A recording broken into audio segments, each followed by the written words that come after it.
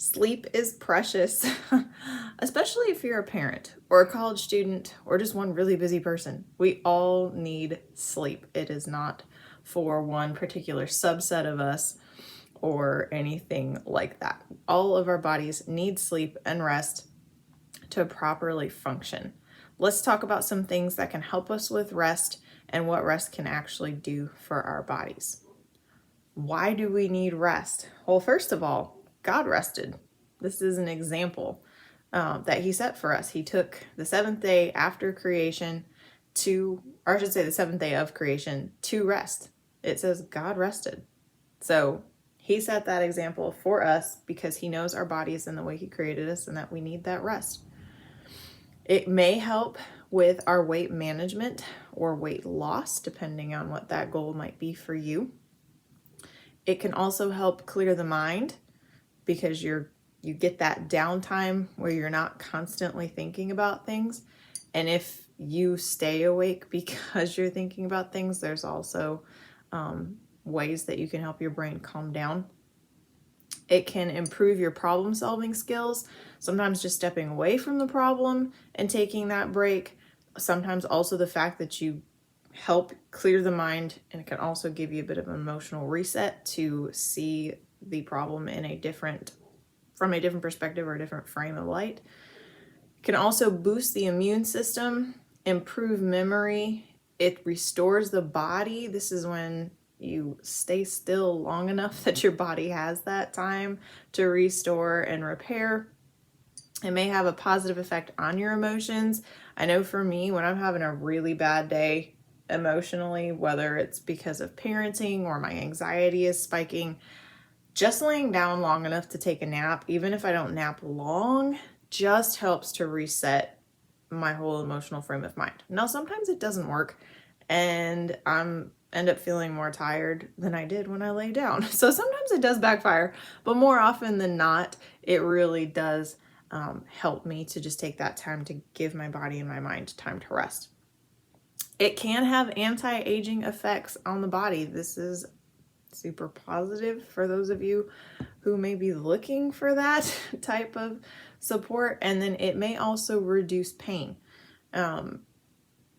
That's super helpful as well. I know for me, when I sleep, I tend to not be in as much pain. When I used to struggle with getting headaches frequently, so long as the headache wasn't super painful in the first place, if I laid down and rested, I could typically shake the headache just by giving my body that time to kind of reboot.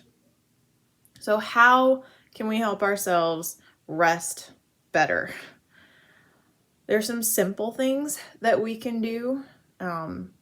Health doesn't have to be complicated, and that includes your rest as well. So avoid screens for an hour before bed. Blue light is terrible for sleep patterns and rest because the brain, it needs to see the natural dimming of light. Like, okay, you have outside, the sun comes up, we get up, the sun goes down, and that's what's supposed to trigger hormones and reactions in our body that release the melatonin and other things to begin to help us wind down naturally to prepare for bed. But with LED light bulbs, blue lights in our devices, and all sorts of things that constantly stimulate our eyes and our brain, we are telling ourselves unintentionally that we need to stay up and keep going. That is not how we are designed to work. So avoiding screens can be really helpful. If for some reason you just cannot avoid a screen, which that would be pretty rare, but if for some reason you can't, invest in wearing some blue light glasses. This will help block that blue light from getting into your brain. It will also help protect your vision, but it helps, again, to just signal to the body that this is the time that you need to start winding down. Stick to a bedtime routine. I know for us personally, bedtime routine is rather difficult right now. James is too. My child is like the Energizer Bunny. He doesn't need a lot of sleep. He does not go to bed till 10 o'clock at night, which is rather hard on my routine. But if he goes to bed earlier than that, he's up at ungodly hours of the morning thinking that it's time to play. So bedtime routine can be a little difficult. 10 o'clock is pretty much his cutoff unless for some reason he's had a really late nap, in which case mommy tries to cut him off at 10:30. But do your best to establish that routine for your own benefit. Obviously, for the whole family, it's beneficial as well. Get some movement during the day. You may think, I'm already tired. Why do I need to be moving? Movement helps to use the energy that your body naturally has, and it interacts with things in the brain. Don't even begin to ask me to explain all of that. Do some research of your own. But it just helps signal the body that, like, okay, we've done like the daytime routine. We have a reason to wind down, basically. And that's something that I know I need to improve on. Trust me, I'm preaching to the choir on that point. Just because I tell you guys something doesn't mean I have it perfect. So please don't think that I'm some like high goal that you should attain to. I'm a normal human being who's made positive changes in my own life and still have lots more to make. Then also find the proper temperature that keeps you comfortable. If your bedroom is too hot or too cold, you're not going to sleep well. You kind of just have to find that like happy temperature for you. For me, that's warmer. For my husband, it's cooler. So we tend to set it cooler, and then I just make sure I stay cuddled up under the blankets, and if he steals him, I will pull them out from under him, and if he wakes up, well, then sorry. I try not to do that to him. But since we keep the room cooler to try to keep him comfortable, I need my blankets. Also, avoid late night snacking. Eating sends signals to our brain and to our body.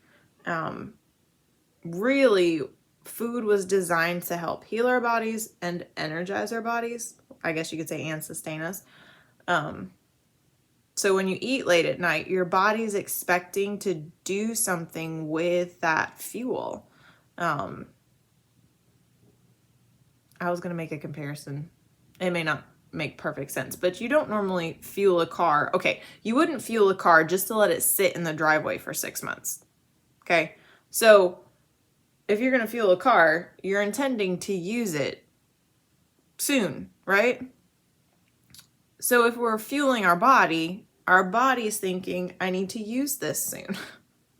So I've seen different time statements of when you should stop eating before bed, but most typical, I guess, would be like not an hour before bed. Try not to eat in bed. That may also help, because then this is totally off my notes, but you want to kind of reserve your bed, especially, and if possible your bedroom, as a place of just relaxation. Like, it's not somewhere where we go to resolve an argument. It's not somewhere we go to accomplish like super difficult tasks. It's where you can go and relax. And I guess actually that does kind of tie into this last point anyway, which is create a relaxing atmosphere in your room. So train your brain to think of your room, and especially the bed, as somewhere that you can relax and wind down, and you don't have to be on your guard or thinking about the next thing you have to accomplish. It's where you just get to go and relax. Finally, I wanted to give you or tell you about some options that Young Living has that you can do to promote restful sleep and potentially help you to not toss and turn as much as you may. So Sleep Essence is a gel capsule supplement that's infused with multiple oils. I will be straight up with you. It stinks. Like, it smells bad. I don't open this supplement container and sniff it, for my benefit and olfactory experience. It reeks. but it does work. I took it even when I was pregnant and couldn't sleep, and it really helped me. I might not have been like knocked out cold, but I definitely got much better rest than I did. Typically I didn't need anything to help me sleep, but when I had those few nights where it was like I'm on my third night of not sleeping, then I would take one. So you take it 30 to 60 minutes before you go to bed. It helps you to wind down, and then it also helps you to have a more restful, consistent sleep throughout the night. Also, a supplement for the kids, but many adults take it too, is our Unwind. This is a watermelon flavored powder that comes in a stick, kind of like a pixie stick concept, but no sugar. It's sweetened with stevia. And this is a magnesium focused supplement because magnesium also helps the body with sleep. I know melatonin is a super popular component of sleep aids or whatever you want to call them. But Young Living chose to focus this one on magnesium. And I know multiple parents who swear by this for their kids. I've had moms on my team try it and they're like, my kid was out by 7:30. It was amazing. So every kid's going to respond to this differently. So far, I honestly haven't seen this make a huge difference for James. But he also is not a huge fan of powdered things just yet, so getting him to take it is a little difficult. So everybody's different. No matter what recommendation may work perfectly for one person, it may not be exactly the thing for you, but there are multiple options, which I like. So that's one that a lot of moms and kids really like. There's also our Tranquil roller. So this is a blend of oils. It comes in a roller bottle that you can roll right on. It smells super relaxing. Like, I don't know how else to describe the smell. It just smells relaxing. Rub it on your spine, your feet. You can go over your heart, on your wrists, really wherever you'd like to put it. But this one always helps me to wind down. This was another one that I kept like by the bed when I was pregnant in case I couldn't either stay asleep or drift off to sleep. And because it's a natural substance, I could use it as often through the night as I felt was necessary, and I never had to worry about negative side effects or anything like that. Then also a Rutavala roller. This features some other oils that promote restful sleep as well. So some people love Tranquil, some people love Rutavala. I have not personally smelled Rutavala, but I have heard Tranquil is a lot more friendly of a smell. The Rutavala can be a little bit more offensive to some noses. So just, take that for what it's worth. Also, the singles Vetiver and Valerian are really helpful. Vetiver is a very woodsy smell, and it's the oil is a little thicker, even, I don't want to say sticky, but it's got to be like resin based or something because it is a thicker kind of sticky-ish oil. It doesn't go on sticky, but like the cap will kind of stick a little bit. Anyhow, Valerian smells like butt. I don't know how else to put it. But it does make a difference for a lot of people when it comes to sleep. So maybe not one you want to diffuse, but put it on your feet, throw some socks on, and you're good to go. Then also our KidSense Oil Sleepy Eyes. This comes either in a regular oil bottle that you can put in the diffuser, or you can also get it in a roller to put it straight on your kids. Straight out of the bottle is also safe to put in your kids. It's the same exact thing. It's just you can't drip out of a roller bottle into a diffuser. That's the only difference.